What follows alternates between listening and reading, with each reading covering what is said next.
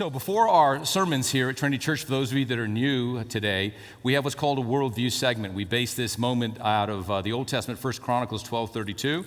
It says, the sons of Issachar understood the times in which they live and they knew what they should do. As Christians, as followers of Jesus, we need to understand the times in which we live so that we can know what we should do. So we want you, through this segment, we want you to be informed to know how to pray so that you can be empowered to act. And I want to talk about why a materialistic worldview is insufficient.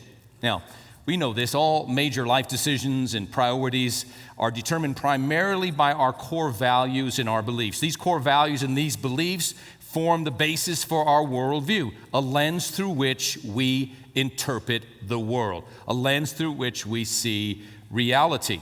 And based on that, we make important life choices and life decisions. And get this, there are only two worldviews, right? There is a materialistic worldview, and then there is a divine, spiritual, or supernatural worldview. Carl Sagan stated, kind of like the leader of the atheist movement for decades, that the cosmos is all that there is, ever was, or ever will be. Well, if that's the case, that means that the energy, the matter, the space, time in our finite universe represents everything that could and does influence our lives.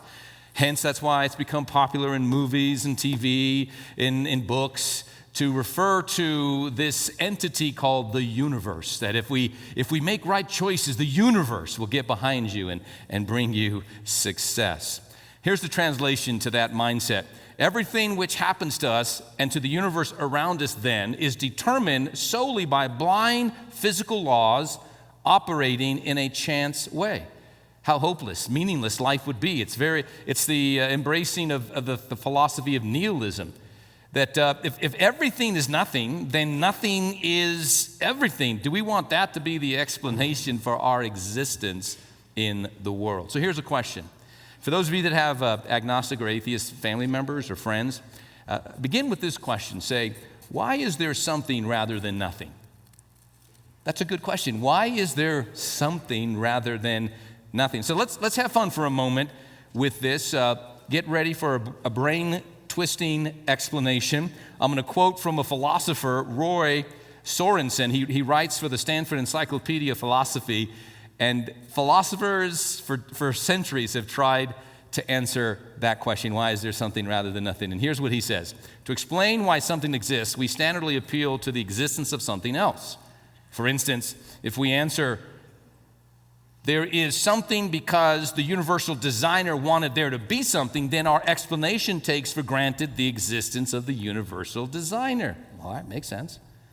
Someone who poses the question in a comprehensive way will not grant the existence of the universal designer as a starting point. If the explanation cannot begin with some entity, then it is hard to see how any explanation is feasible. Some philosophers conclude, why is there something rather than nothing, is unanswerable. They think the question stumps us by imposing an impossible explanatory demand, namely, deduce the existence of something without using any existential premises. Logicians should feel no more ashamed of their inability to perform this deduction than geometers should feel ashamed at being unable to square the circle. I know it's too early for that. I know. It is a brain twister extraordinaire. Basically, if science alone could answer life's most important questions, it would make sense that as science advances, it would yield increasingly better answers to fundamental questions of origin and the meaning of life. And those answers would be increasingly consistent. Yet here's the reality.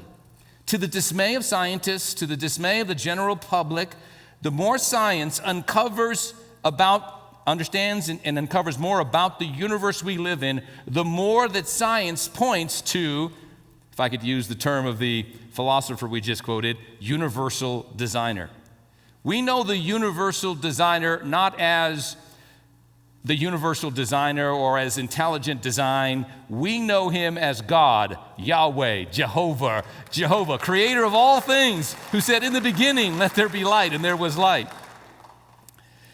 The question of our existence is itself answered in our pursuit of wanting to know, who am I? Where did I come from? Ecclesiastes 3:11, it says, He, God, made everything, and He made everything beautiful in its time. He has also set eternity in the human heart. God has placed a yearning, a longing in every single human heart that's ever lived on this planet, a longing for eternity, a quest, wanting to know the purpose of life. Why is there something rather than nothing? Because God, creator of all things, determined it that way. I know you don't have a problem accepting that. I know you don't have a problem believing that. But there are so many people in our world that are struggling with that very important question.